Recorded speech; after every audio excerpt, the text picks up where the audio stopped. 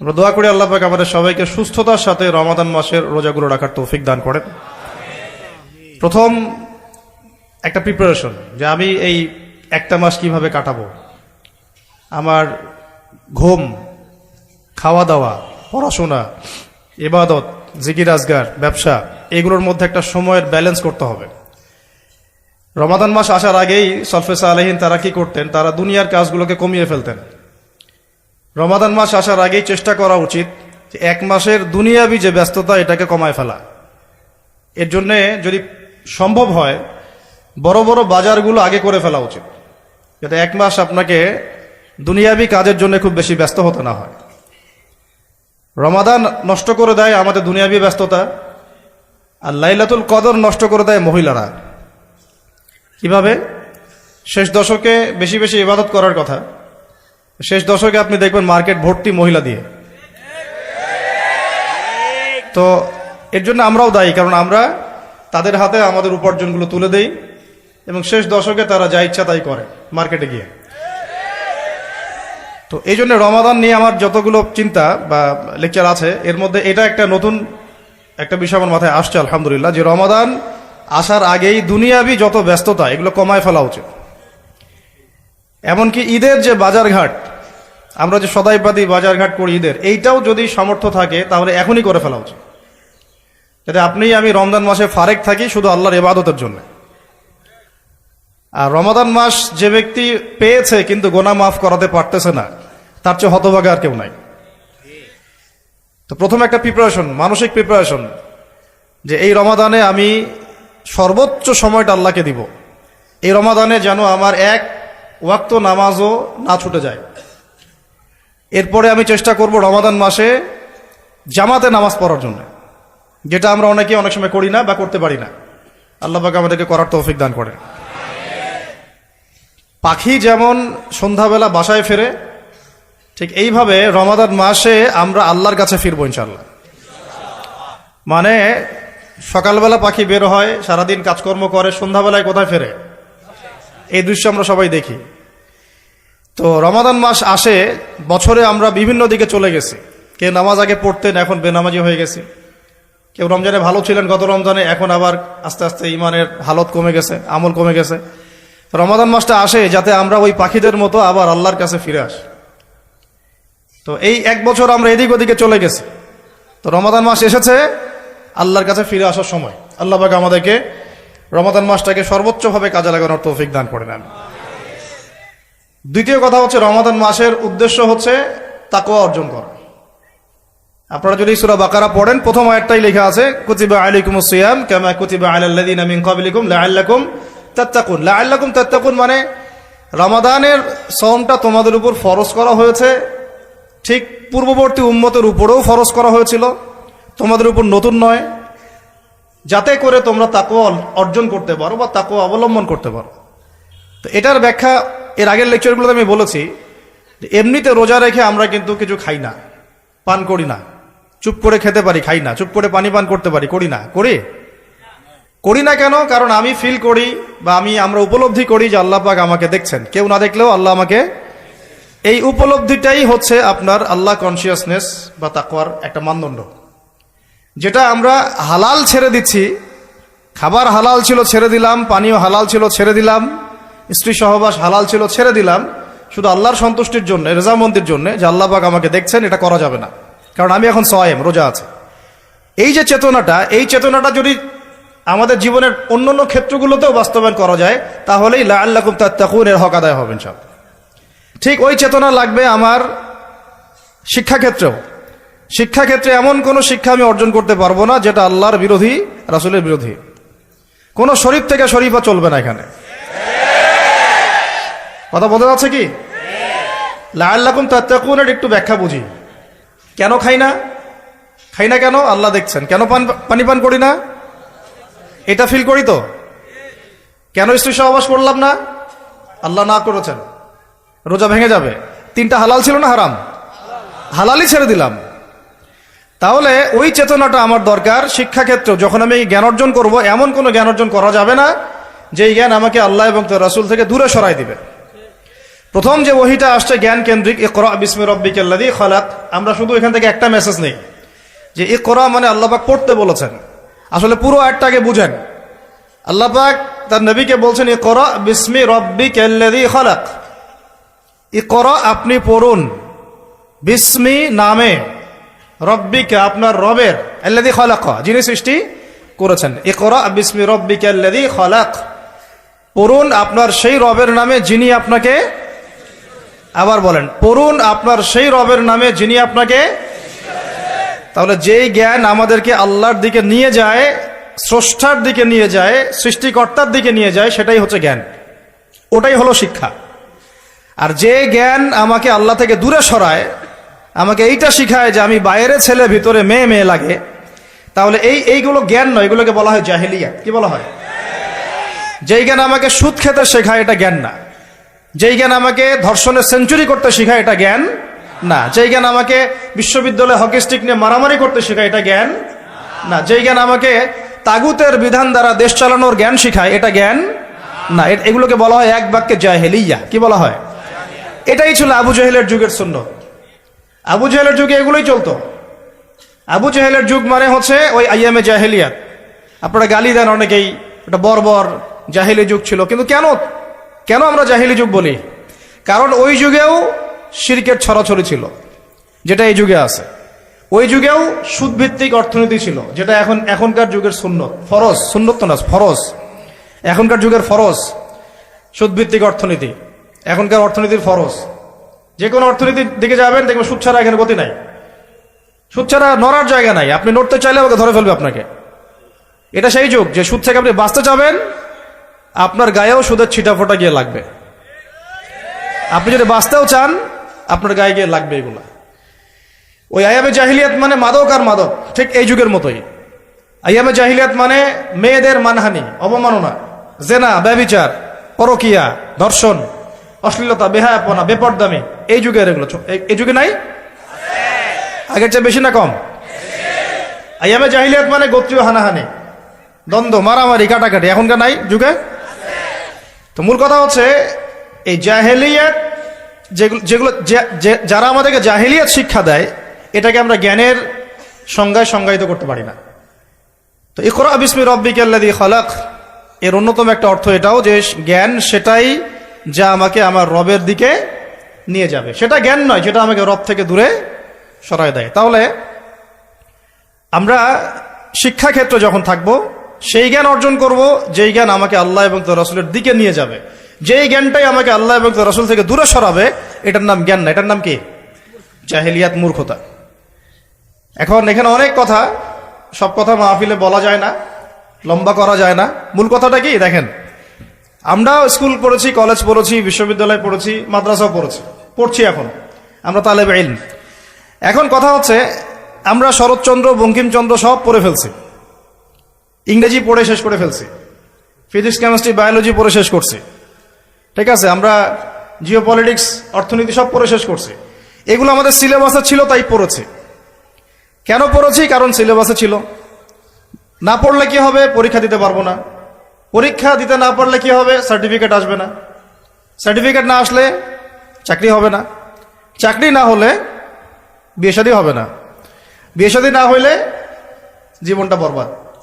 এই তো আমাদের ফিলোসফি তো এরকম, তাই না? নিজের পায়ে দাঁড়াইতে পারলি না তুই, নিজের পায়ে। এখন এই দুনিয়ার একটা ফিকির দিয়ে, চেতনাটা দিয়ে আমাদেরকে এই 10 থেকে 20 বছর এগুলো পড়তে হলো। আমরা পড়লাম। এখন যদি সিলেবাসের মধ্যে থাকতো নবীর জীবনী সাল্লাল্লাহু আলাইহি ওয়াসাল্লাম, যদি থাকতো কোরআনের তেলাওয়াত, থাকতো আরবি ভাষা, থাকতো কোরআনের তর্জমা, থাকতো নবী সাল্লাল্লাহু আলাইহি ওয়াসাল্লামের অন্তত 1000 হাদিস, অন্তত 1000 হাদিস, থাকতো ইসলামের কিছু ইতিহাস, থাকতো ইসলামী অর্থনীতির কিছু ভিত্তি, থাকতো আকীদা, উসুল এবং ফিকহ। এবং এগুলো না পড়লে আমি পাশ করতে পারতাম না, পাশ না করলে আমার চাকরি হতো না, চাকরি না হলে আমার নিজের পায়ে আমি দাঁড়াতে পারতাম না। তাহলে এই 16 কোটি মানুষ এগুলো শিখতো না? শিখতো না? বুঝাতে পারতেছি? শিক্ষা রীতির মূল সমস্যা এখানে। এখানে ইসলাম বিবর্জিত একটা শিক্ষা ব্যবস্থা চালু করা হয়েছে। আর কিছু আইওয়াস শোডাউন দেখিয়ে দেওয়া হয়েছে, কিছু কিছু টুকরা টুকরা ইসলাম দিয়ে দেওয়া হয়েছে। এগুলো তো থাকলোই। টুকরা টুকরা ইসলাম তো অনেক দূরের কথা। এই কোরআন রমাদান মাসে নিয়ে যদি আমরা সবাই মসজিদের কোনায় বসে বসে এই কোরআন 30 দিনে 30 খতমও দেই, তবুও ইসরায়েলের কিছুই যায় আসে না। বুঝতে পারি না এই কথা। এই কোরআন নিয়ে যদি সবাই আমরা মসজিদের ভিতরে বসে থাকি, নামাজ পড়ি, তেলাওয়াত করি, তারাবি পড়ি, 30 দিনে 30 খতম দেই, ওই জালেমদের, ওই পশ্চিমাদের, ইসরায়েলের কিচ্ছু যায় আসে না। এমনকি আমাদের সমাজের অভ্যন্তরে যে কাফের, ফাসেক, মুশরিক, মুনাফিক আর মুরতাদরা আছে, ওদেরও কিছু যায় আসে না। কিন্তু কখন যায় আসবে? যদি এই কোরআনের একটা বিধান খালি বাস্তবায়ন করা যাইতো, তাহলে যায় আসতো। রমজানে একটা আওয়াজ যদি কেউ তোলে, রমজানে আমরা চাই, এই রমজানে আমরা চাই অন্তত আল্লাহর কিতাবের অন্তত একটা বিধান সমাজে বাস্তবায়ন হোক, অন্তত একটা বিধান। তো আছে এখানে শত শত, কত আছে? শত শত, হাজার হাজার, হাজার হাজার তো পারেন নাই, পারা যায় নাই, পারবেনও না, এটাও জানি। অন্তত একটা করেন, আপনারাই বাছাই করেন কোনটা। না, আমি একটা অপশন দিলাম যে ইসলামী শিক্ষা ব্যবস্থা চালু করা হোক, ইসলামী শিক্ষা ব্যবস্থা চালু করা হোক, ইকরা বিসমি রাব্বিকাল্লাযী খালাক, এর বাস্তবায়ন করা হোক। করা যায় না এটা? এই দাবি কেউ উঠাবে না। আমরা সেই স্তরের মুমিন নাই এখন আর। আমরা তিলাওয়াত করতে যাব, তরজমা পড়তে যাব, কিন্তু এগুলো বলতে যাব না। বলে নিজের কাঁধে বিপদ ডাকার কি দরকার? চেতনা এরকম আমাদের। কিন্তু আমি আপনি সারা জীবন তেলাওয়াত করলেও কিছু যায় আসে না কাফেরদের, ফাসেক, জালেম, মুশরিকদের কিচ্ছু যায় আসে না। যায় আসবে কখন? যখন চুরি করলে চোরের হাত কাটা হবে তখন। যায় আসবে কখন? যখন কেউ মোরতাদ হয়ে গেলে ইসলামী সরকার তাকে মৃত্যুদণ্ড দিবে, তখন যায় আসবে। জেনা করলে যখন 100 বেত্রাঘাত করা হবে, তখন যায় আসবে। যখন বিবাহিত ব্যক্তি ব্যভিচার করলে রজম করা হবে, তখন যায় আসবে। যখন সমকামীদেরকে পাথর নিক্ষেপ করে থেতলা করে হত্যা করা হবে, তখন যায় আসবে। আর ট্রান্সজেন্ডার তো ওটা বাদ, ওইটা তো সমকামিতারও নিচের স্টেজ। সমকামীদেরকেই নবী সাল্লাল্লাহু আলাইহি ওয়াসাল্লাম বলেছেন, ইযা ওয়াজাদতুমুহুম, উলামায়ে কেরাম তো এখানে অনেকেই আছেন, আমি তাদের সামনে আসলে বক্তব্য দিতেও অনেক সময় খুব শাইফিল করি। ইযা ওয়াজাদতুমুহুম ফাকতুলুল ফাইলা ওয়াল মাফউলা বিহি, যখন তোমরা এদেরকে পাবা, এদেরকে বলতে সমকামী, জেনাকার না, সমকামী মানে যারা হোমোসেক্সুয়াল, এটা তো বোঝেন আপনারা, যারা হোমোসেক্সুয়াল, যারা ছেলে ছেলে জানা করে, মেয়ে মেয়ে জানা করে। ইযা ওয়াজাদতুমুহুম ফাকতুলুল ফাইলা ওয়াল মাফউলা বিহি। হে মুসলিম শাসকরা শোনো, তোমরা যখন এদেরকে পাবা, মুসলমানরা তোমরা যখন এদেরকে পাবা, তাহলে যে করেছে এবং যার সম্মতিতে করা হয়েছে দুটাকে হত্যা করবা। কে বলেছেন? এটা রাসূল সাল্লাল্লাহু আলাইহি ওয়াসাল্লামের কথা, আমাদের কথা না। তিনি অন্য একটা হাদিসে বলছেন, উরজুমুল আ'লা ওয়াল আসফালা মিনহুমা, দুইটার উপরে যে ছিল, নিচে যে ছিল, দুইটাকেই তোমরা রজম করে দিবা। তো এগুলো বাস্তবায়ন করলে তখন যায় আসবে। আপনি রমাদানে কোরআন পড়লেও আসলে আদতে গ্লোবাল প্রেক্ষাপটে, বৈশ্বিক প্রেক্ষাপটে জালেমদের, মুশরিকদের, মুনাফিকদের, কুফফারদের কিছু যায় আসে না।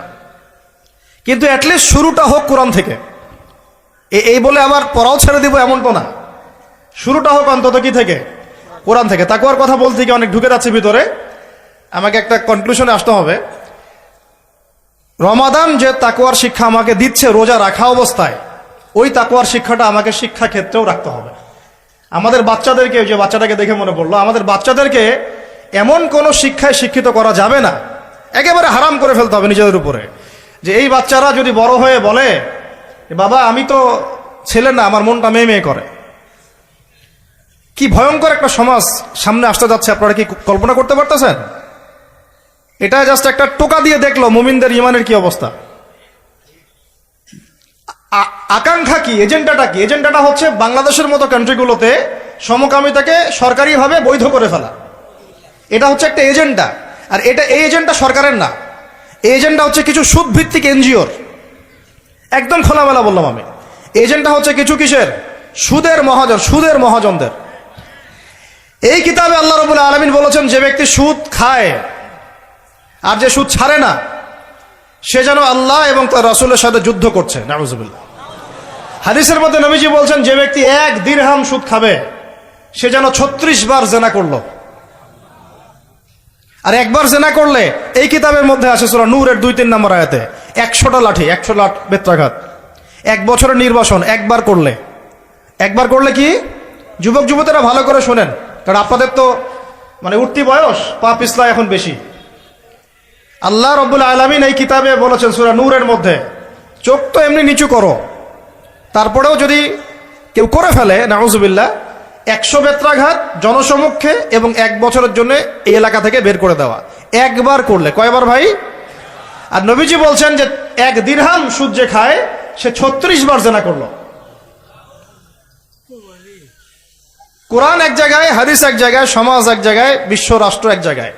এগুলো লা ইয়াজতামিআন, এগুলো কখনো ম্যাচ করে না। এখন কথা জাস্ট বলে দেই, কারণ আল্লাহর কাছে আমাদেরকে দায়মুক্ত হতে হবে, বা অ্যাটলিস্ট ওজোর পেশ করতে হবে যে আল্লাহ পাক আমরা বলেছি, শুনে নাই, মানুষ শুনে নাই, আমরা বলেছি। ওই হাদিসের কিতাবেই আছে, নবী সাল্লাল্লাহু আলাইহি ওয়াসাল্লাম বলেছেন, আপনারা সবাই হাদিসটা জানেন, আমি শুধু মনে করাই দিচ্ছি। আপনার নবী বলেছেন, মুহাম্মদ সাল্লাল্লাহু আলাইহি ওয়াসাল্লাম বলেন, সাল্লাল্লাহু আলাইহি ওয়াসাল্লাম, যে ব্যক্তি সুদ খায়, সুদের এই 70টা পাপের সবচেয়ে নিচের পাপ, সে যেন তার মাকে বিয়ে করলো।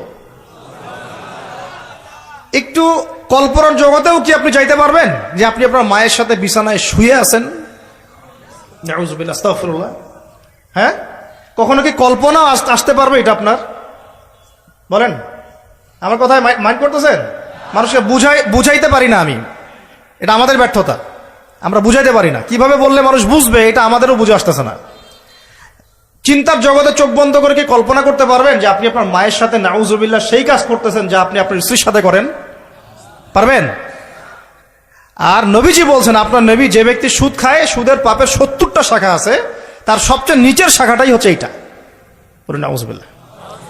আমরা এই 90% মুসলমানের দেশ না এটা এখন, এটা বরং এখন 50% মুনাফিকের দেশ।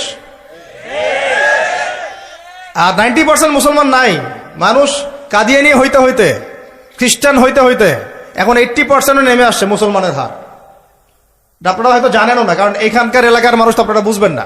পার্বত্য অঞ্চলে যান, বর্ডার এলাকাগুলোতে যান, উত্তরাঞ্চলে যান, দেখবেন বহু মানুষ ইসাই মুসলিম হইতেছে দিন দিন, বহু মানুষ কাদিয়ানি হইতেছে দিন দিন, বহু মানুষ ধর্ম ত্যাগ করে খ্রিস্টান হয়ে যাচ্ছে, গ্রামের পর গ্রাম।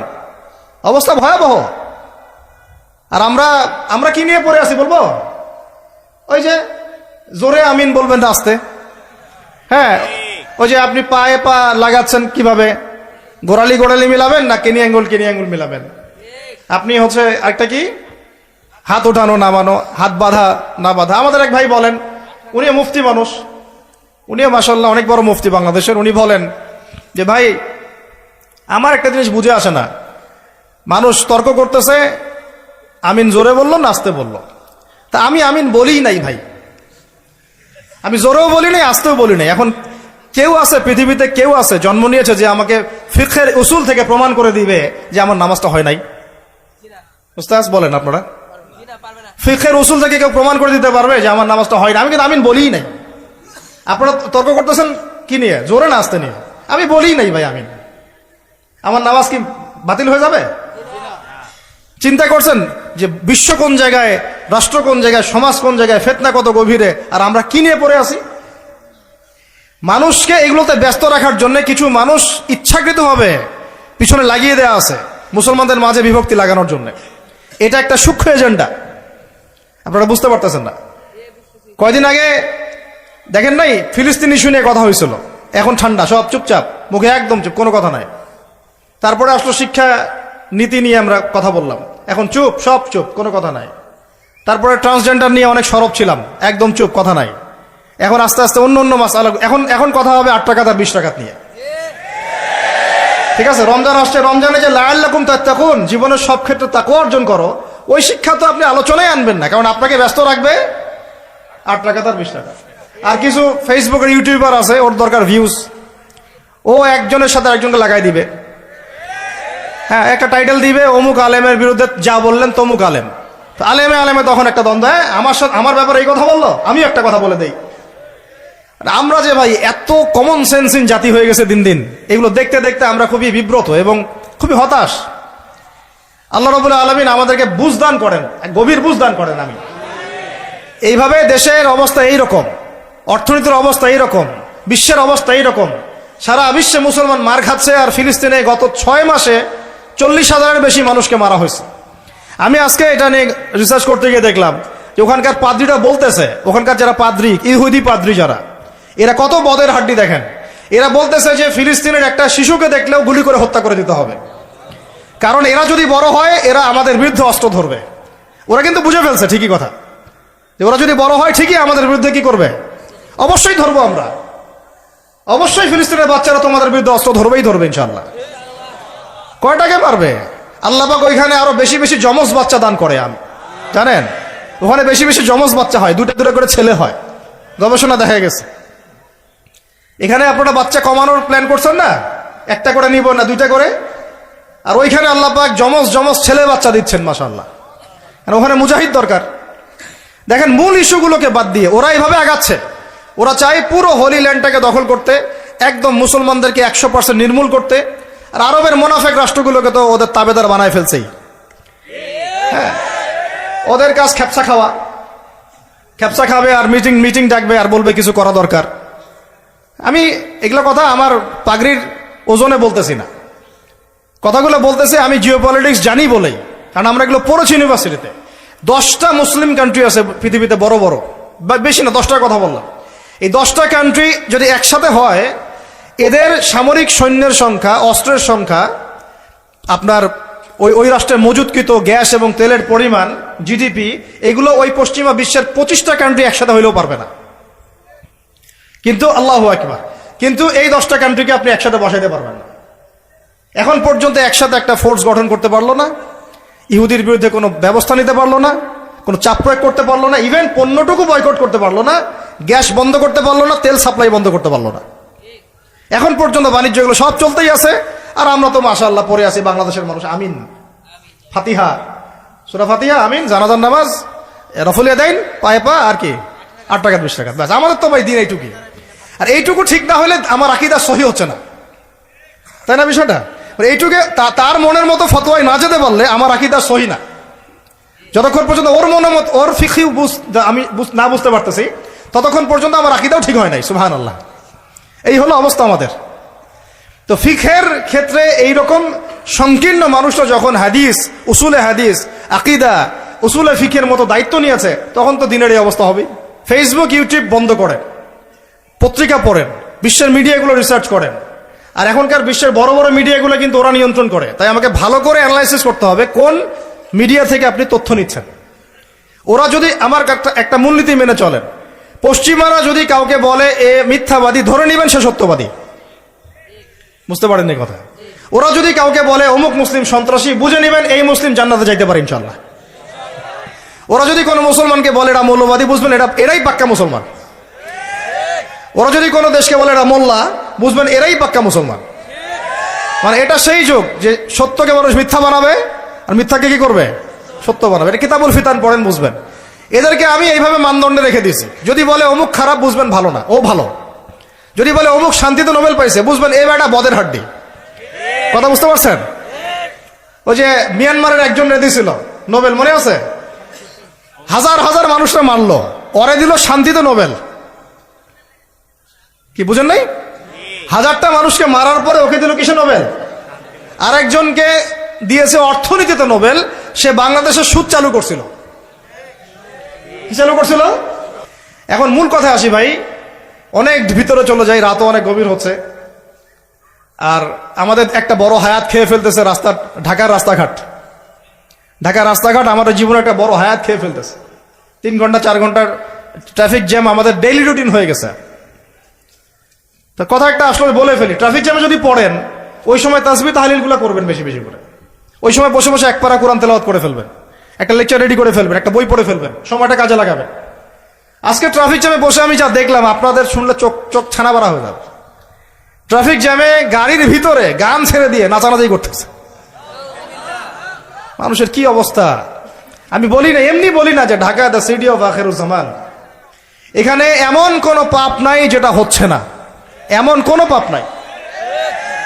সুদ চরমে, সুদ, ঘুষ চরমে, দুর্নীতি চরমে, ক্ষমতার একটু দাপট আছে, একদম মাজলুমের উপর যা জুলুম হচ্ছে, জুলুম করতে কেউ বাদ রাখি না।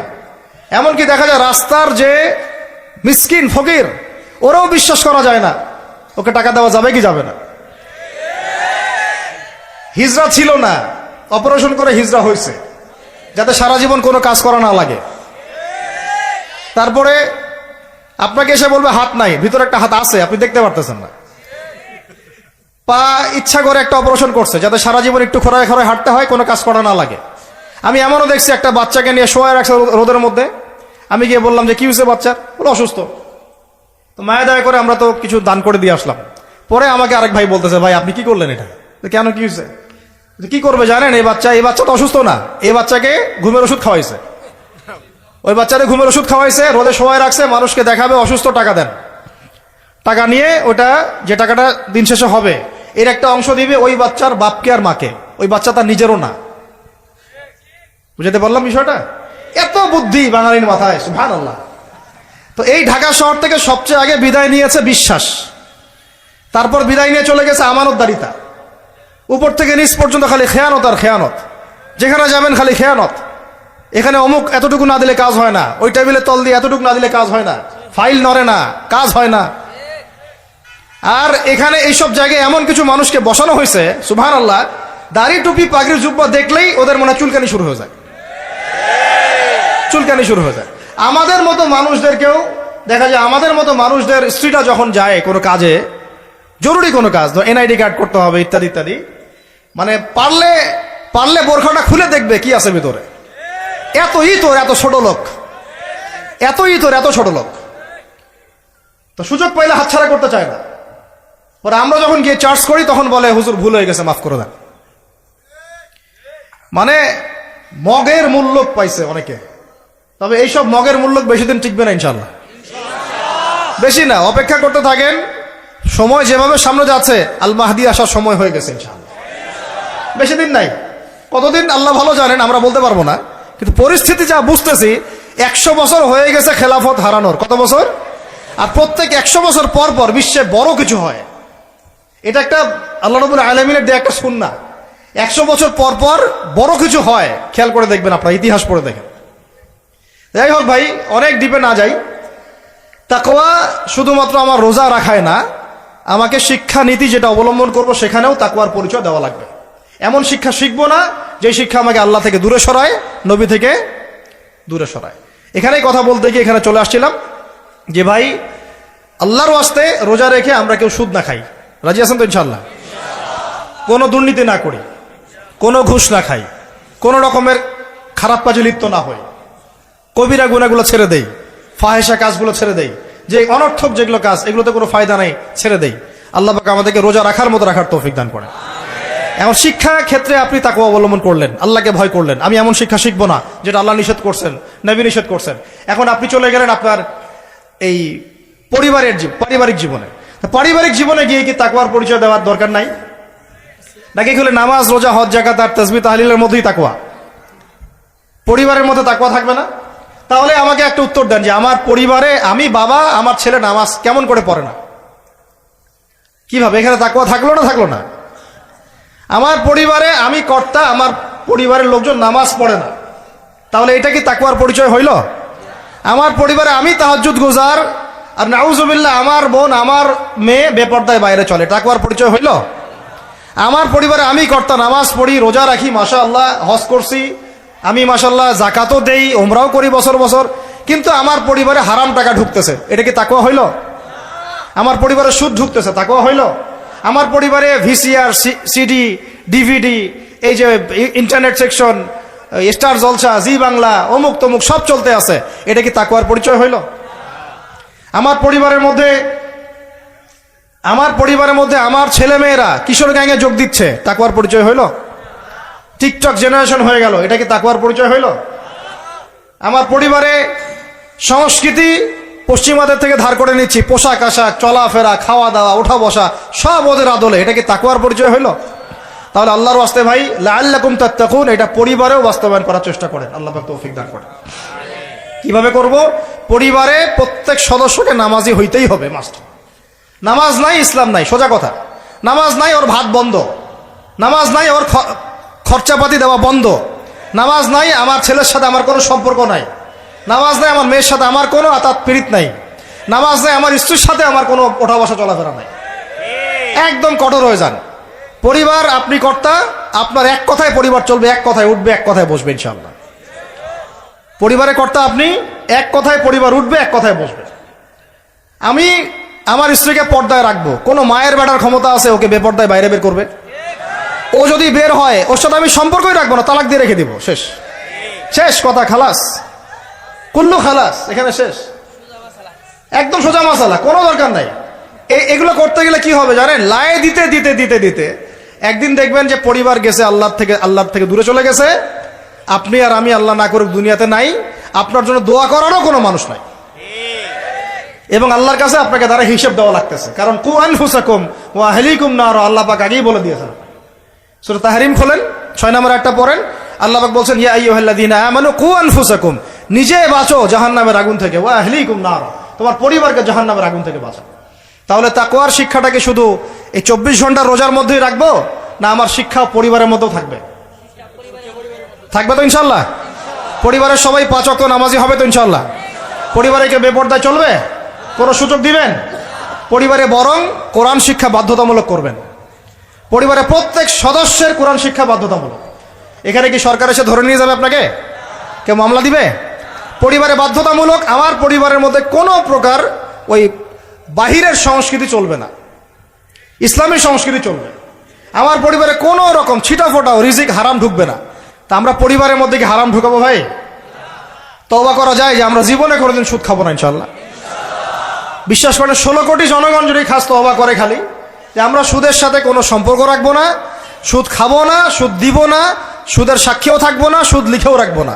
সুদের সাথে সম্পৃক্ত 4 শ্রেণীর মানুষ, যাদেরকে আল্লাহর রাসূল সাল্লাল্লাহু আলাইহি ওয়াসাল্লাম লাআনত করেছেন, আমরা এদের সাথে কোনো সম্পর্ক রাখবো না। এইটা যদি মানুষ যদি শপথ করতে পারে, যত রকম সুদী এনজিও আছে লেজ গুড়ায় পশ্চিমে পালায় যাবে ইনশাআল্লাহ, যেখান থেকে আসছে ওখানে পালায় যাবে। কিন্তু দুর্ভাগ্যজনক হচ্ছে আমরা নিজেরাই এই সুদের সাথে সম্পৃক্ত হয়ে গেছি, ঘরে ঘরে সুদ ঢুকে গেছে, কেউ এটাকে হারাম মনেই করতেছি না। আল্লাহ পাক যেটাকে বলছেন যে যেটা করলে আল্লাহর সাথে যুদ্ধ করা হয়, নবীর সাথে যুদ্ধ করা হয়, আমরা এখন বেশিরভাগ মানুষ আল্লাহর সাথে যুদ্ধ করছি, নবীর সাথে যুদ্ধ করছি। 36 বার করে জেনা করতেছি, 1 দিরহাম সুদ খাওয়ার বদৌলতে মায়ের সাথে জেনা করতেছে। আপনাদেরকে কল্পনা করতে বলছিলাম, কেউ কি কল্পনাও করতে পারবেন মায়ের সাথে কেউ এরকম কাজ করতেছে? নাউযুবিল্লাহ, পারবে? বলেন।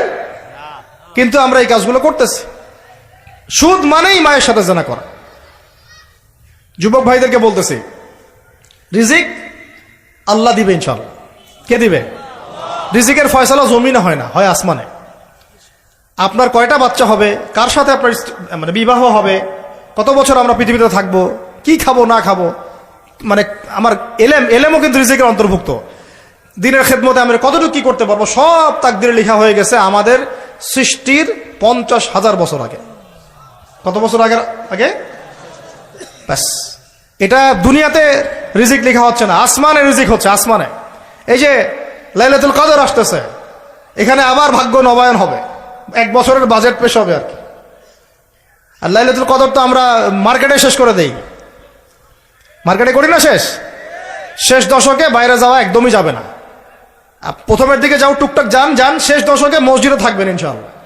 বেশি সময় পারলে ইতিকাফ করবো, না পারলেও বেশি সময় মসজিদে থাকবো ইনশাআল্লাহ। আর 21, 23, 25, 27, 29 এই 5টা রাত কমপক্ষে জাগতে হবে ইনশাআল্লাহ। রাজি আছি ইনশাআল্লাহ? প্রিয় ভাইরা, লাআল্লাকুম তাত্তাকুনের শিক্ষা শুধুমাত্র আমার রোজার মধ্যে না, আমার শিক্ষার মধ্যেও থাকবে, আমার পরিবারে থাকবে, আমার অর্থনীতির মধ্যেও থাকবে। এই ব্যবসায়ী ভাইদেরকে সতর্ক করতেছে, শুনেন, ব্যবসা অনেক জটিল, অনেক কঠিন। ইসলাম মেনে ব্যবসা করা অনেক কঠিন। আমরা তো মনে করি যে চাকরি চাইতে দ্রুত মনে একটা ব্যবসা করতে পারলেই আমি সেফ থাকলাম। সৎ ব্যবসায়ী যেমন নবীদের সাথে সিদ্দিকদের সাথে হাসর করবে, সেটা ঠিক আছে। ব্যবসায় তাকওয়া, আমানত, ইনসাফ বজায় রাখাটা এত সহজ না। একটা পণ্য নিয়ে আসছেন, বাজারে বিক্রি করে দিলেন, বললেন যে মাছটা টাটকা, কিন্তু 3 দিনের বাসি ছিল, রিজিকটা আপনার হারাম হয়ে গেল।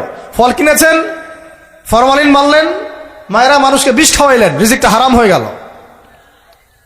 গেল। আপনি ওজন করতেছেন, ইচ্ছা করে ফের দিলেন, ঠকালেন, রিজিকটা হারাম হয়ে গেল। আবু হানিফা রাহিমাহুল্লাহ সেই বিখ্যাত ঘটনা আপনারা জানেন কিনা? একটা কাপড়ের মধ্যে খুদ আছে এটা সন্দেহ হয়েছিল, সবগুলো কাপড়ই তিনি বেচারা সেল করে দিয়েছেন, রাখেনি নাই, ওটা দিয়ে ক্ষতিপূরণ দিয়ে দিয়েছেন মানুষকে। কে জানে ওই টাকা আবার কোথায় চলে গেল। ওইটার জন্য যদি আমার ইবাদত কবুল না হয়, তাদের চিন্তা এমন ছিল। চিন্তা করেন তো, ব্যবসায়ী ভাইরা কিন্তু আরো বড় ক্ষতির মধ্যে আছেন। যদি মাপে কম দেন, রিজিক হারাম হয়ে যাবে। আল্লাহর কসম করে যদি মিথ্যা কসম করে পণ্য বিক্রি করেন, রিজিক হারাম হয়ে যাবে। যদি সুদি লোন নিয়ে ব্যবসা করেন, রিজিক হারাম হয়ে যাবে। সুদি লোন নিয়ে ব্যবসা করলে রিজিক হারাম হয়ে যাবে। তারপরে যদি মার্কেটে কৃত্রিম সিন্ডিকেট তৈরি করেন, রিজিক হারাম হয়ে যাবে। মার্কেটে একটা প্রাইস আছে ফিক্স করা, এই প্রাইসটাকে সিন্ডিকেট করে বাড়াই দিলেন, রিজিক হারাম হয়ে যাবে। ইচ্ছা করে ফরমালিন মিশাইছেন, হারাম হয়ে গেল। মাপে কম দিলেন, হারাম হয়ে গেল। আল্লাহর নামে মিথ্যা কসম করলেন, হারাম হয়ে গেল। শুধু তাই না, এই ব্যবসায়ীদের, অসাধু ব্যবসায়ীদের কারণে আল্লাহর পক্ষ থেকে ওই জাতির উপর একটা আযাব নেমে আসে। ওই আযাবের নাম হচ্ছে দুর্ভিক্ষ। কি আযাব বলেন? দিন দিন আস্তে আস্তে ওইদিকে যাবে, যদি না আমরা সংশোধন হই। আল্লাহ পাক আমাদেরকে সংশোধিত হওয়ার তৌফিক দান করেন। মানে অর্থনৈতিক জীবনে আমার ওই চেতনা থাকা চাই যে আল্লাহ আমাকে দেখছেন। আল্লাহ আমাকে, আমি মাপে কম দিতে পারবো না, কারণ আল্লাহ আমাকে দেখছেন। আমি সুদের টাকাটা নিতে পারবো না, পকেটে ঢুকাইতে পারবো না, কারণ বলেন আল্লাহ আমাকে দেখছেন। আমি মানুষকে মিথ্যা কথা বলে এইটা পণ্য বিক্রি করতে পারবো না, কারণ আল্লাহ আমাকে দেখছেন। বাস এই কনসিয়াসনেসটা মানুষের মধ্যে ঢুকানোর জন্যই আল্লাহ পাক এই রমজানের সওমটাকে ফরজ করেছেন। আমি কি বুঝাতে পারতেছি ভাই? আচ্ছা, শেষ করে দিচ্ছি, আর লম্বা করবো না বেশি। আর দুটো চারটা পয়েন্ট আলোচনা করে শেষ করি, শুনেন। এবার কয়টা দিক বললাম? ব্যক্তি জীবনে তাকওয়া বজায় রাখবো, বলি আমিন। শিক্ষা জীবনে তার তাকওয়া বজায় রাখবো, বলি আমিন। পারিবারিক জীবনে আমি আমার তাকওয়া ধরে রাখবো ইনশাল্লাহ, বলি আমিন। অর্থনৈতিক জীবনে আমরা তাকওয়া ধরে রাখবো ইনশাল্লাহ, বলি আমিন। আমাদের আরেকটা জীবন আছে, সাংস্কৃতিক জীবন। কি জীবন? এখানে পুরা সব ইহুদি খ্রিস্টান মুশরিকদের সংস্কৃতি দিয়ে আমরা এখন চলতেছি। একটু আমার কথা মন খারাপ করে না, আজকের পর থেকে দাড়িতে হাত লাগাবো না। কেন লাগাবেন না? এটা যদি আপনি এভাবে ছিলে ফেলেন, মনে রাখবেন এটা নবীর সুন্নতকে আপনি জবাই করতেছেন। কি করতেছেন? করবেন না আপনি। এর জন্য আপনার রিজিক বন্ধ হয়ে যাবে না, রিজিক আরো বাড়বে ইনশাল্লাহ। রিজিক আপনার বস দেয় না, রিজিক আপনার চাকরি ক্ষেত্রের বস দেয় না, রিজিক আপনার ওই এমডি স্যার দেয় না। ওই এমডি স্যারের মতো কোটি কোটি এমডি স্যারকে খাওয়ান আল্লাহ পাক। কথা বুঝতে পারেন নাই? যদি বলে দাড়ি রাখলে চাকরি হবে না, আপনি বলবেন এই চাকরিটা আমার দরকার নাই, আমি শশা বিক্রি করে খাবো, আমি মুদির দোকানদারি করে খাবো, আমি ছোট্ট উদ্যোক্তা হয়ে খাবো, তাও ভালো, দাড়ি তাও শেভ করবো না ইনশাল্লাহ। যেতে পারতি কথা, আমি রিজিক আল্লাহ পাক দিবেন ইনশাল্লাহ। তাওয়াক্কুল করেন, আল্লাহ পাক পাখিদেরকে যেমন করে খাওয়ায় আপনাকে খাওয়াবেন ইনশাল্লাহ। খাওয়াবেন না ইনশাল্লাহ? আমাকে বলেন, এই সমুদ্রের নিচে কত প্রাণী আছে কেউ জানে? আচ্ছা, ওদেরকে ঘুষ খাওয়া লাগে, সুদ খাওয়া লাগে, ওদেরকে আল্লাহ বিরোধী কোনো কাজ করা লাগে? কে রিজিক দেয়? এই জমিনের মধ্যে কত প্রাণী আছে আমরা বাদ দিয়ে, মানুষকে বাদ দেন, অন্য কত মাখলুক আছে, লাখ লাখ কোটি কোটি আছে না? ওরা কি সুদ খায়, ঘুষ খায়, দুর্নীতি করে, মানুষের সম্পদ আত্মসাৎ করে? ওদেরকে কে খাওয়ায়? শুধু মানুষ আর জিন, এই দুইটা জাতি আছে যারা নিজেদেরকে মনে করে আমরাই রিজিকের মালিক। নাউজুবিল্লাহ। না মনে করলে তো আপনি ভয় করতেন না, আপনি মনে করতেছেন ভিতর থেকে যে আমি যদি এটা রাখি তাহলে আমার চাকরি চলে যাবে গা, আর চাকরি চলে গেলে আমার তো আর বউ বাচ্চা খাইতে পারবে না। মানে বউ বাচ্চার খাওয়ারের দায়িত্ব মনে হয় আপনার নিজের। মনে করেন আল্লাহ না করুক, কথার কথা, মনে করেন আল্লাহ না করুক যে বাংলাদেশে বড় কিছু হয়ে গেছে, বাংলাদেশ থেকে ধরেন 5 কোটি মানুষ নাই, গায়ে হইতে পারে না? পারে না। ওই যে যারা ওখানে 5 তলা 6 তলায় গিয়েছিল খাবার খাইতে, ওরা কি জানতো যে এরপরে এখানে পুরো মরতে হবে? জানতো? তো হঠাৎ করে আল্লাহর গজব আসতে পারে না? আর গজব ডাকার তো সব পদ্ধতি আমরা এখন অবলম্বন করে ফেলছি। গজব আসে শিরকের কারণে, শিরক দিয়ে ভর্তি হয়ে গেছে। গজব আসে হচ্ছে সুদের কারণে, সুদ দিয়ে ভর্তি হয়ে গেছে। গজব আসে হচ্ছে বেহায়াপনার কারণে, বেলাল্লাপনা, বেহায়াপনা, মানে পর্নোগ্রাফি, জেনা, ব্যভিচার ভর্তি হয় নাই? মেয়েরা ছেলেদের পোশাক পরে হাঁটতেছে রাস্তাঘাটে, ঘুরতেছে না? হায়া লজ্জা সব উঠে গেছে। তারপরে গান বাজনা, বাদ্যযন্ত্র, এটা গজব নাজিলের কারণ, বাড়ছে না? কিছু বলতে গেলে আপনাকে শাসাই দিবে উল্টা, আপনাকে শাসাই দিবে, এইরকম একটা অবস্থা। তারপর একটা হচ্ছে গজব নাজিল হওয়ার, সেটা মাপে কম দেওয়া, ওই কমে শুআয়বের মতো মানুষের সম্পদ অন্যায়ভাবে ঠকায় খাইতো। এগুলো আমরা করি না? মানে শিরক, কুফরি, কেবর, অহংকার, জেনা, ব্যভিচার, মদ পান, সুদ, এগুলো আমাদের মধ্যে ছড়াই গেছে না যায় নাই? এমনকি সমকামিতাও তো ছড়াইছে, ছড়াই নাই? এখন আবার লিঙ্গ পরিবর্তন করে মানুষ ট্রান্সজেন্ডার হইতাছে ইত্যাদি ইত্যাদি, নাউজুবিল্লাহ। আর আল্লাহ পাকের বিধান, কোরআন বাদ দিয়ে তো তাগুতি বিধান চলতেই আছে না? তো এগুলোতে আল্লাহ পাকের শাস্তি কত কাছে মনে হয় আপনাদের? যে কোনো সময় আসতে পারে না? ওইটাই বলছিলাম, মনে করেন যে বাংলাদেশের 5 কোটি মানুষ নাই, ভূমিকম্পে ধ্বংস হয়ে গেছে, অথবা মনে করেন গজবে ধ্বংস হয়েছে, অথবা অন্য কিছু, নাউজুবিল্লাহ। আল্লাহ পাক আমাদেরকে মাফ করেন, আমি। এখন ওই 5 কোটি মানুষের পরবর্তী প্রজন্ম, মানে বাল বাচ্চা কাচ্চা যারা আছে, এদের জীবন চক্র থেমে যাবে না চলতে থাকবে? বলেন, পৃথিবীর ঘূর্ণন থেমে যাবে না চলতে থাকবে? সময় থেমে যাবে না চলতে থাকবে? তাহলে আমরা কেন চিন্তা করি যে আমরা ছাড়া আমাদের পরিবার চলবে না? হ্যাঁ, আমরা এই হারাম চাকরি না করলে আমার পরিবার খাইতে পারবে না, আমি সুদ না খাইলে আমার পরিবার চলবে না, আমি সমিতিতে নাম না লেখাইলে আমার বাল বাচ্চার বেতন দিতে পারবো না।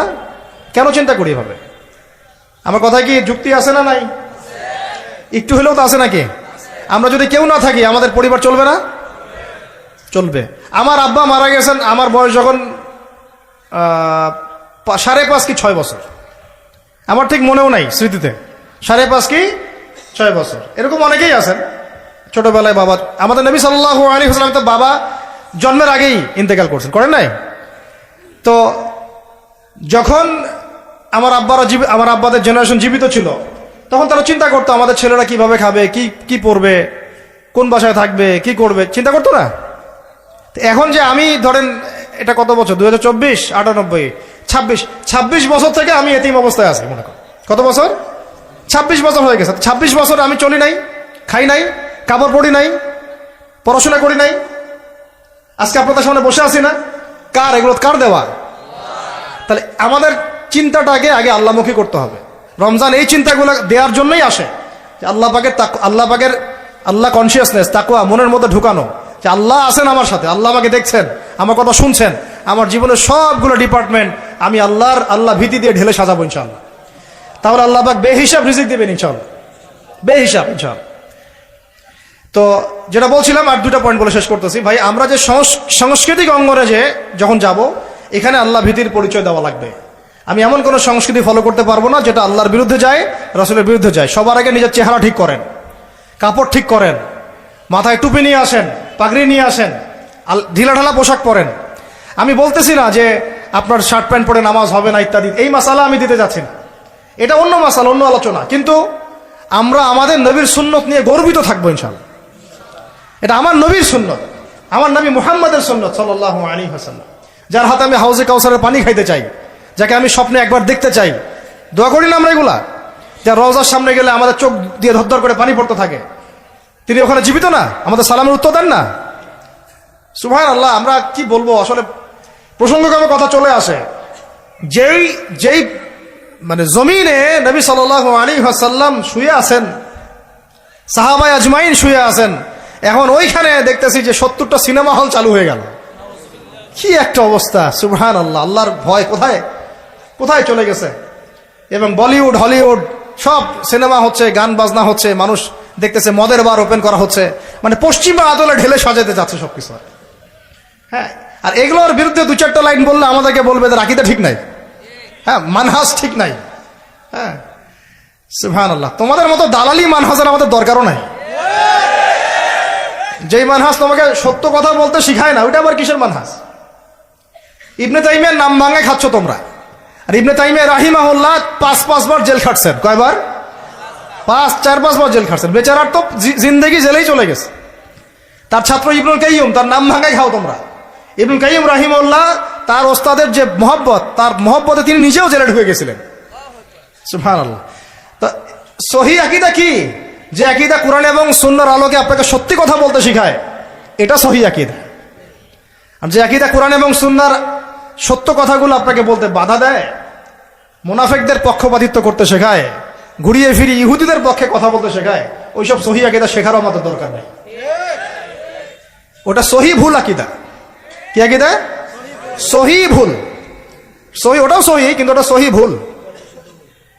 এখন কথা হচ্ছে, আমরা কাউকে আঘাত করতে যাচ্ছি না, কথাটা চলে আসলো। নবীর বিলাদের মধ্যে এগুলো হচ্ছে, এখন আমরা দেখতেছি। আমি এমনও দেখছি, বিশ্বাস করবেন কিনা, নবী সাল্লাল্লাহু আলাইহি ওয়াসাল্লামের রওজা এখানে ওলামায়ে কেরাম যারা গেছেন আপনারা তো অনেকেই জানেন, অনেকগুলো গেট, গেটের বাইরে দাঁড়ায় মানুষ সিগারেট খাচ্ছে। আপনারা যদি এখন যান অনেকে দেখতে পারবেন এই দৃশ্যটা, দেখেন। ফিলিংসই নাই যে আমাদের নবী সাল্লাল্লাহু আলাইহি ওয়াসাল্লাম আমার থেকে যে 500 গজ দূরে বা 1000 গজ দূরে আছে। মানুষের চিন্তা চেতনা এখন এই জায়গায় চলে আসছে। তো নবীকে মহব্বত করতে হবে। নবীকে মহব্বত করার সবচেয়ে বড় নিদর্শন হচ্ছে আমি তার সুন্নত মেনে চলি কিনা, তার মতো উঠি, তার মতো বসি, তার মতো ঘুমাই, তার মতো খাই। খাওয়া তো বাদ, আমাদের তো খাওয়ার টেবিলে আমরা হেরে গেছি। নবীজি বলেছেন 1 পেট খাও, আমরা খাই 7 পেট। কয় পেট?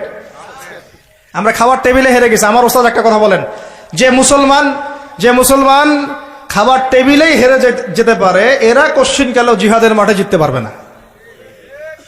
যারা জিতেছে, ওই যে আমেরিকাকে পিটাই বের করছে, ওরা দেখবেন খালি রুটি খায়, মোটা মোটা রুটি, তা 2-3টা করে। তাবলীগের সময় দেখেন নাই আপনারা, 2টা করে রুটি খায়, সারাদিনে 2-3টা রুটির বেশি কিছু খায় না। ওদের ফিগার ফিটনেস আমাদের চেয়ে এত বেশি ভালো, আমার মতো 10টা ছেলেকে একাই সময় দিতে পারবে, এত ভালো। সপ্তাহে 1 দিন খালি রাইস খায়, তাও শুক্রবারে। এটা দেখছি আমরা তাবলীগে। তো তাদের দ্বারা ইসলামের যে খেদমত হয়েছে, আমাদের দ্বারা হয়েছে? তো খাওয়ার টেবিলে আমরা হেরে গেছি। খাবার ঠিক করেন, রমজান মাসে বেশি বেশি খাবেন না, গপ গপ করে খাবেন না। সাহারিতে পরিমিত খাবেন, কিন্তু পুষ্টিকর খাবার খাবেন। ইফতারে আবার 7 পেট খেয়ে তারাবির নামাজে ঘুমায় যায় না। লিমিটেড খাবেন, কিন্তু পুষ্টিকর খাবার খাবেন। আর এখনকার খাবারের যে মান, এগুলো যত কম খাওয়া যায় ততই ভালো। আমার খুব মন চায় যে সব দেশি পণ্যের একটা বিজনেস শুরু করি। আমি নিয়ত করছি, আল্লাহ পাক তৌফিক দান করে নেন। মানে আমরা চাচ্ছি ব্যবসা করতে, এবং অনেক তরুণ উদ্যোক্তা আছে আমাদের ভাইরা, তাদের থেকে আমরা একটা সমন্বয় চাচ্ছি আর কি। সব দেশি পণ্যগুলো যদি একটা সুন্দরভাবে পাওয়া যায় এক জায়গায়, আমাদের জন্য খুব ভালো হয়। ফ্রেশ খাবার খেতে পারেন। এখন কোথায় ফ্রেশ খাবার পাবেন? চালে ভেজাল, মাছে ভেজাল। গোশত খাচ্ছেন আপনি, গরুর গোশত, ওইখানেও ভেজাল। খাইলে ক্যান্সার হবে, খাইলে ক্যান্সার হবে। একটা ডাব কিনতে যাচ্ছেন ঢাকা শহরে, ডাব, ওই ডাবের পানি সে আগেই বের করে রেখে দিছে। কি অবস্থা চিন্তা করছেন? প্রতারণা দিয়ে ভরে গেছে পুরা, উপর থেকে নিচ পর্যন্ত খালি প্রতারণা। এত ইনোভেটিভ বুদ্ধি মানুষের মাথায়। বিশ্বাস হারাই গেছে শহর থেকে, প্রতারণা হারাই গেছে, প্রতারণা উঠে, মানে আমানত উঠে গেছে, প্রতারণা দিয়ে ভর্তি হয়ে গেছে। স্তরে স্তরে আমরা এইভাবে একে অপরকে ঠকাচ্ছি। কে কাকে ঠকাবো এটাকে আমি ক্রেডিট মনে করি। আর পরিচয় হয়ে গেছে আমাদের এরকম, ভাই কি নাম, কি করেন? আমার নাম অমুক, ওই যে দেখতেছেন 10তলা বিল্ডিংটা, ওইটা আমার। এটাই পরিচয়। কি নাম আপনার, কি করেন, পেশা কি? ওই যে অমুক জায়গায় একটা সোসাইটি আছে, ওই সোসাইটিতে একটা ফ্ল্যাট আছে আমার। এটা পরিচয়, এটাই পরিচয়। আর আপনাদেরকে ওই হাদিসটা শুনাই দিই, লোভ সামলাতে পারতেছি না। নবী সাল্লাল্লাহু আলাইহি ওয়াসাল্লাম বলেছেন, একটা হাদিসে আল্লাহ নবীকে জিবরাইল আলাইহিস সালাম এসে 4টা প্রশ্ন করেছেন, 4টা উত্তর দিয়েছেন।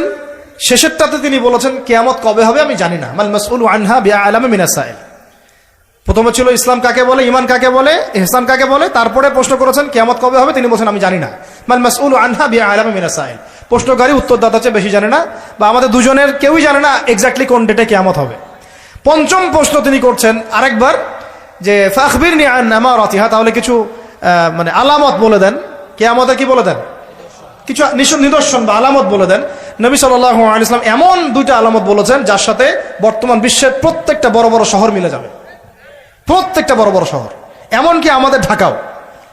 নবীজি বলছেন, শুনেন সাল্লাল্লাহু আলাইহি ওয়াসাল্লাম, তিনি বলছেন, আন তালিদা লামাতু রাব্বাতুহা, যখন দেখবা যে দাসী তার মনিবকে জন্ম দিচ্ছে, দাসী তার মনিবকে জন্ম দিচ্ছে। অনেক ব্যাখ্যা হয়, ওলামায়ে কেরামের একটা ব্যাখ্যা বলা সবক শোনাই দিচ্ছি। ওলামায়ে কেরামের একটা সবক হচ্ছে, আন তালিদা লামাতু রাব্বাতুহা, দাসী তার মনিবকে জন্ম দিচ্ছে মানে শেষ জামানায় সত্য হবে মিথ্যা, মিথ্যা হবে সত্য, ন্যায় হবে অন্যায়, অন্যায় হবে ন্যায়, হক হবে বাতিল, বাতিল হবে হক। মানে আমানতদার তাকে বলবে খেয়ানতকারী, খেয়ানতকারীকে বলবে আমানতদার, মানে উল্টায় যাবে মানদণ্ডটা। এটা হচ্ছে দাসী মনিবকে জন্ম দিচ্ছে, কারণ আসলে দাসী মনিবকে জন্ম দেয় না। আরেক শ্রেণীর ওলামায়ে কেরাম তারা বলেছেন যে এর অর্থ হচ্ছে এমন যে পিতা মাতার সাথে দাস দাসীর মতো আচরণ করা হবে। এটাও একটা ব্যাখ্যা। তো এরপরে দেখেন, এই আলামতটা মিলে যায় নাই আমাদের সোসাইটির সাথে, সমাজের সাথে, বিশ্বের সাথে, মানদণ্ড উল্টাই গেছে না? আরেকটা যেটা, এটা আপনার সামনে চোখ খুলে দিবে। দ্বিতীয়টা তিনি বলছেন, ওয়ান তারাল হুফাতাল উরাতাল আলাতা রিয়াশাই ইয়াতাতাওয়ালুনা ফিল বুনিয়ান, যখন তোমরা দেখবে, ঢাকাবাসী শুনেন, যখন তোমরা দেখবা সমাজের নগ্ন পদের মানে স্যান্ডেল কেনার টাকা ছিল না, একদমই ভোগানাঙ্গা, স্যান্ডেল কেনার টাকা, তাহলে কত মানে নিচেতে চিন্তা করেন। নগ্ন পদের নগ্ন দেহের মানে দেহে কাপড় পরার টাকা ছিল না, অর্থ ছিল, সামর্থ্য ছিল না। এবং রাখাল ছিল, রিয়াশাই, পশুপালন করতো রাখাল। এরা ইয়াতাতাওয়ালুনা ফিল বুনিয়ান, এরা উঁচু উঁচু বিল্ডিং নির্মাণ করবে না, বরং উঁচু উঁচু বিল্ডিং নির্মাণের প্রতিযোগিতা করবে। বুঝাতে পারি না? কিয়ামতের অন্যতম একটা নিদর্শন হচ্ছে যাদের পায়ে স্যান্ডেল ছিল না, গায়ে কি ছিল না, কাপড় ছিল না, রিয়াশাই রাখাল শ্রেণীর মানুষ ছিল, এরকম নিম্ন শ্রেণীর মানুষেরা উঁচু উঁচু বিল্ডিং নির্মাণের কি করবে? প্রতিযোগিতা। আপনার 10 আমার 15, আপনার 15 আমার 16, আপনার 4টা ফ্ল্যাট আমার 5টা, আপনার 2টা বাড়ি আমার গুলশান বনানী বাড়িধারা এগুলা মিলে 4টা 5টা বাড়ি। ইয়াতাতাওয়ালুনা ফিল বুনিয়ান, কিন্তু শুরুতে দেখবেন এদের পায়ে কিছুই ছিল না, স্যান্ডেলও ছিল না, গায়ে কাপড়ও ছিল না। এটা কিয়ামতের অন্যতম শ্রেষ্ঠ একটা নিদর্শন, যেটার মধ্যে পুরা এই বিশ্বটা এখন ডুবে আছে। আমি একটা প্রশ্ন করি, এখন আপনাদেরকে উত্তর দেন দেখি, কিভাবে হালাল পথে এইরকম শ্রেণীর মানুষেরা এত উঁচু উঁচু বিল্ডিং নির্মাণের প্রতিযোগিতা করতে পারে? কিভাবে সম্ভব? কিভাবে সম্ভব বলেন? আপনি দুজন কি এখন 50 তলা বিল্ডিং নির্মাণের প্রতিযোগিতা করতে পারবেন এখন এই অবস্থায়? এখন আমাদের কনক্লুশন শুনেন, এটা সম্ভব 3টা মাধ্যমে। কয়টা মাধ্যম? এক, হয় অন্যের সম্পদ গুন্ডাগিরি করে, জুলুম করে, ওই যে মারামারি কাটাকাটি দাঙ্গা হাঙ্গামা করে দখল করতে হবে, জুলুম করে। এক, এটা হচ্ছে না, সমাজে হয় নাই, ভূমিদস্যু নাই, হরহ দাপট দিয়ে সব দখল করে ফেলতেছে। পরকালে কোনো ভয়ই নাই, আল্লাহ পাক যে কাঁধের মধ্যে 7 তবক জমি চাপাই দিবে এটা ভয় নাই। মানে মানুষের, আল্লাহ পাক আমাদেরকে হেদায়েত দান করে না, আমিন। মানুষের চিন্তা এখন এমন জায়গায় গেছে, লাস্ট টাইম আমি উত্তরবঙ্গে একটা সফর করেছিলাম, ছেলে পেলে মানুষকে ঠকাচ্ছে, ঠকায় ভিসার প্রতারণা করে মানুষকে মানব পাচার করতেছে, এটা একটা চক্র ধরা পড়ছে। তো এই চক্রের একজনের সাথে আমাদের একদিনই ভাইয়ের কোনোভাবে একটা মানে কথা হয়েছে, দাওয়াত দিচ্ছে, সে মসজিদে নামাজ পড়তে আসছে, জিজ্ঞাসা করছে কি করেন, বলছে আমরা এরকম ভিসা এগুলো ব্যবসা করি। তো বলছে এগুলো তো হারাম। তা আপনাকে আল্লাহকে ভয় করে না, ভয় লাগে না? বুঝছেন কথা? তাদের কথাটা এরকম, আমরা জানি ভাই আমরা জাহান্নামে যাবো, নাউজুবিল্লাহ। মানে চিন্তা করছেন কথাটার লেভেলটা কি? আমরা তো জানি ভাই আমরা জাহান্নামে যাবো, মানে মেনেই নিছি আমরা, নাউজুবিল্লাহ মিন যালিক। তো এই অবস্থায় চলে আসছে। তো এইভাবে মানুষের জমি দখল করে হতে পারে একটা পদ্ধতি। 2 হচ্ছে সুদের মাধ্যমে। কিসের মাধ্যমে? সুদের মাধ্যমে। এটা হচ্ছে একদম জাজল্যমান একটা মিসাল হতে পারে এই যুগের জন্য। এর মধ্য দিয়ে নগ্ন পদের নগ্ন দেহের মানুষরা উঁচু উঁচু বিল্ডিং নির্মাণ করতে পারে। প্রত্যেকটা বড় বড় বিল্ডিং এর পিছনের ইটের পিছনে, প্লাস্টারের পিছনে, একেবারে রডের পিছনে সুদ আছে আর সুদ আছে। এমনকি আমি ধরেন যে একটা জায়গায় ভাড়া থাকি, ফ্ল্যাট নিয়ে একটা ভাড়া থাকি, ওই ভাড়া তো আমাকে দিতে হচ্ছে না, ওই ভাড়া হয়তো দেখা যাবে ফ্ল্যাট মালিকরা যারা আছে ওরা নিয়ে ওদের সুদের লোন শোধ করতেছে। এটা সেই যুগ হয়ে গেল যে আমি সুদ থেকে বাঁচতে চাচ্ছি, কিন্তু কোনো না কোনো ভাবে আমিও জড়াই যাচ্ছি। বুঝাতে পারতেছি না মনে হয়? আপনি খাচ্ছেন না, কিন্তু আপনাকে আপনার রিজিককে পুঁজি করে আপনি সমর্থন করতেছেন, বা আপনাকে করতে হচ্ছে, বাধ্য হয়ে যাচ্ছেন আপনি। আর একটা ওয়ে হতে পারে, সেটা হলো, একটা কি হতে পারে বলেন? আমি তো একটা বলে দিলাম, একটা বললাম অন্যায় দুর্নীতির মাধ্যমে, একটা হচ্ছে কি সুদের মাধ্যমে, একটা হচ্ছে জুলুমের মাধ্যমে। কিসের মাধ্যমে? জুলুমের মাধ্যমে অন্যের সম্পদ আত্মসাৎ করে উঁচু উঁচু বিল্ডিং নির্মাণ করা সম্ভব। তাহলে এখন আমাকে বলেন, এই পুরো সিচুয়েশনের মধ্যে আমরা পড়ে আসি না নাই? তাহলে আমরা কি আমাদের একটু মানে রমজান মাসে নিজেদের নিয়ে ফিকির করা উচিত না, যে আমরা যে পরিস্থিতির মধ্যে আছি এটাকে বোঝার চেষ্টা করা উচিত।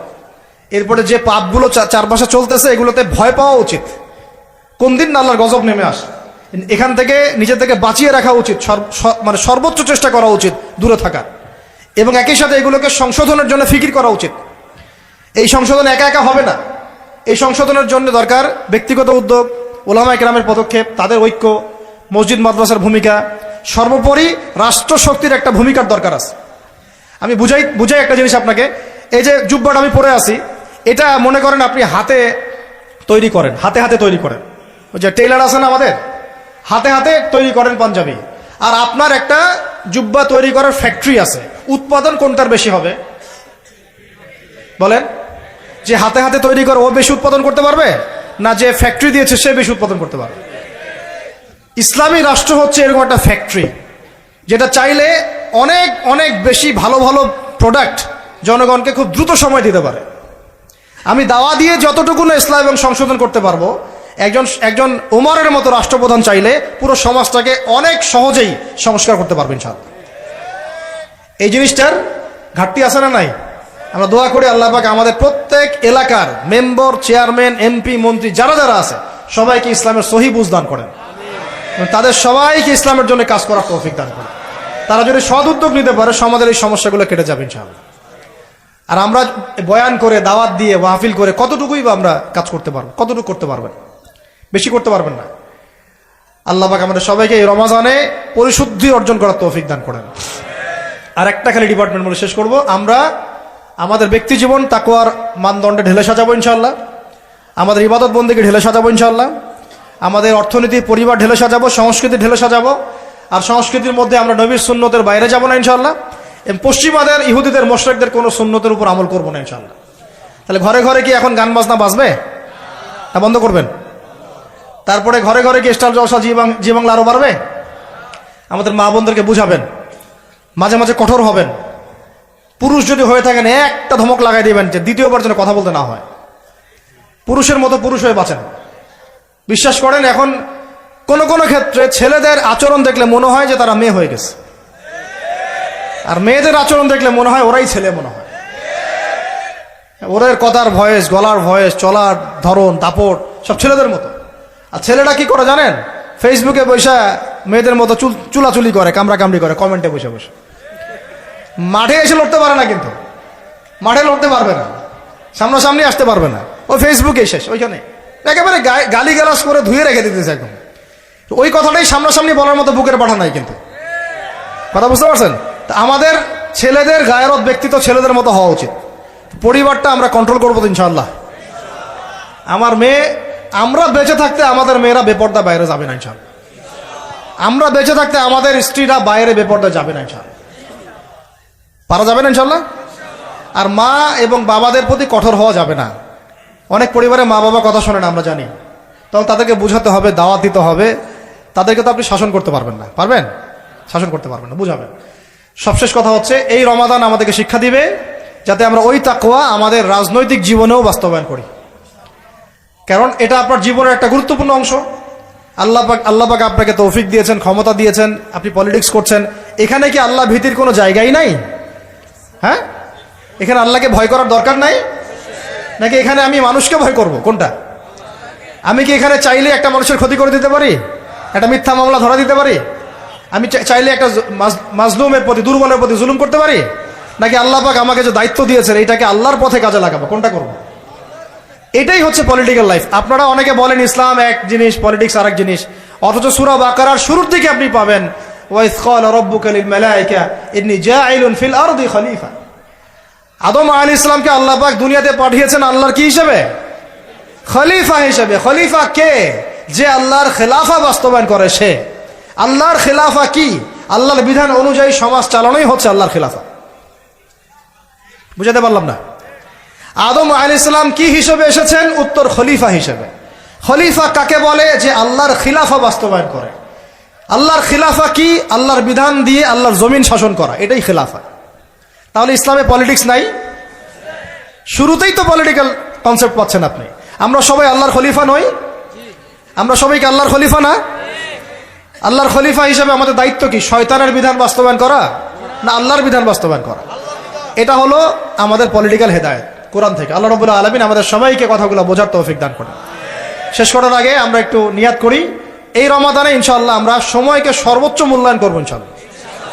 1, 2 নাম্বার, মানসিক, শারীরিক, আত্মিক প্রস্তুতি নিব যে রমাদান আসতেছে, একটা গোল্ডেন অপরচুনিটি আমার সামনে আসতেছে ইনশাআল্লাহ। 3 নাম্বার, এই রমজানে আমার প্রধান পাঠ্য বই হবে আল কোরআন। কারণ শাহরু রমাদানাল্লাযী উনজিলা ফীহিল কোরআন। এই রমাদান সেই মাস যে মাসে কি নাজিল হয়েছে? কোরআন নাজিল হয়েছে।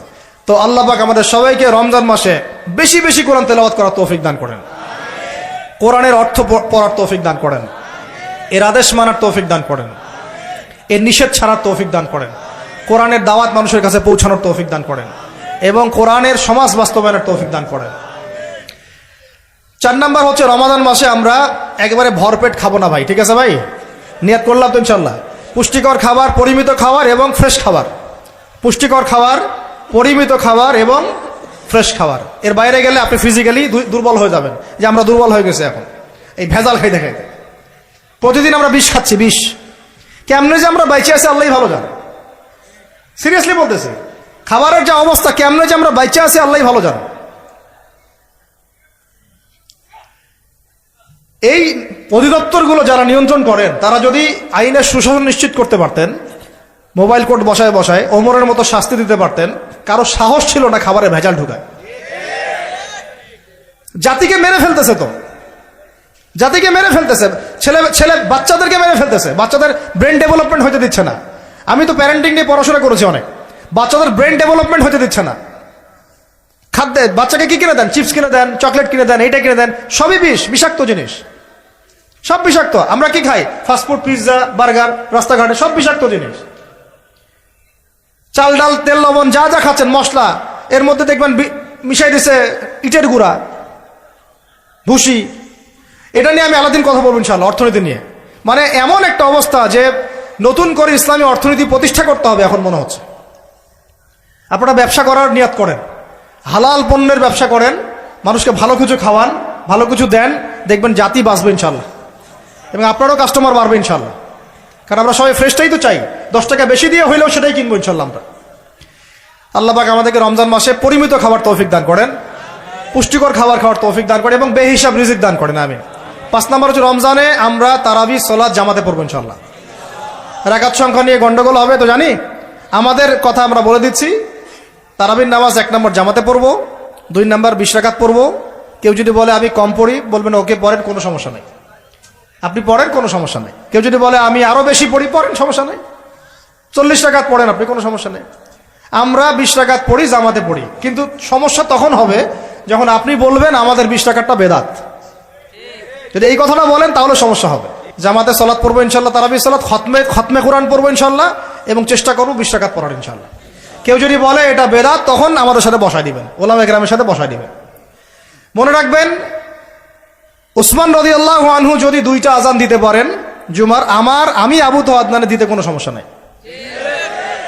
ওমর ইবনে খাত্তাব যদি 20 রাকাত তারাবি পড়তে পারেন নিজে, আমার মতো হাজার হাজার মানুষের পড়তে কোনো সমস্যা নাই। কারণ আমরা সাহাবীদের চেয়ে বেশি দিন বুঝি না। মা আনা আলাইহি ওয়া আসহাবি আল ইয়াউমা আলাইকুম বিসুন্নতি ওয়া সুন্নতি খুলাফায়ে রাশিদিন মাহদিয়িন মিন বা'দি। এই হাদিসগুলো শোনাই দিবেন। আল্লাহর রাসূলের সুন্নাহও যেমন আমরা ফলো করব, সাহাবীদের সুন্নাতও ফলো করতে হবে। কথা বোঝা যাচ্ছে কি? সাহাবীরা হচ্ছে মানদণ্ড আমাদেরকে, নবীকে পাওয়ার মানদণ্ড কারা? সাহাবীরা। সোজা কথা, এটা নিয়ে তো বাহাসের কিছু নাই। সাহাবীদেরকে বাদ দিয়ে আপনি নবীকে মানতে পারবেন কিভাবে বলেন কথা? আব্দুল্লাহ বিন ওমর, আব্দুল্লাহ বিন মাসউদ রাদিয়াল্লাহু আনহুম আজমাইন, আবু বকর, ওমর, ওসমান, আলী রাদিয়াল্লাহু আনহুম আজমাইন, তাদের চেয়ে কি আমরা ইসলাম বেশি বুঝবো? কখনো এটা সম্ভব? তাদের মধ্য দিয়ে আমরা নবী সাল্লাল্লাহু আলাইহি ওয়াসাল্লামকে অনুসরণ করব, ব্যাস, সিম্পল।